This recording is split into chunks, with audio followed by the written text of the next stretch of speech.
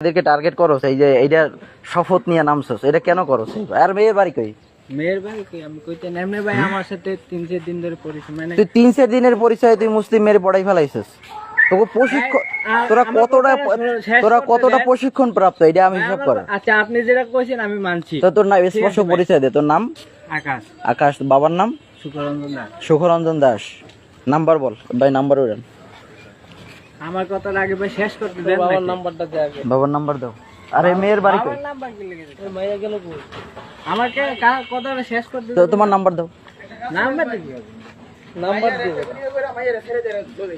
হ্যাঁ এই করো। ও নাম্বারটা লন আগে, নাম্বারটা লন। এনআইডি বাইর করে হেলাম মনে করেন। Number Oren. নাম্বার চাইছি, নাম্বার দিবি। সুদা কথা বলছ না তুই? আরে ভাই সবই নিয়ে যাচ্ছি আগে। নাম্বার লন আগে, কত হইবেন পরে। নাম্বার দে। নাম্বারটা দে। আমি আসি তো লগে। আরে নাম্বার দে, এত ফাজিল বেটা। আচ্ছা ভাই এই দেখ নাম্বার দে। চেক দিয়ে দেখেন চলো। আরে হ এই উঠ গাড়ি তুই। ওর ফোনটা নে তো। এই মোবাইল চেক করেন তো। ভাইয়ের রিসিট মারো। এই শোনো আপু, এদিকে আসো। এদিকে আসো, এদিকে আসো। যদি ভালো চাও এদিকে আসো, ভালো চাইলে এদিকে আসো, আর নাইলে বিপদে পড়বা।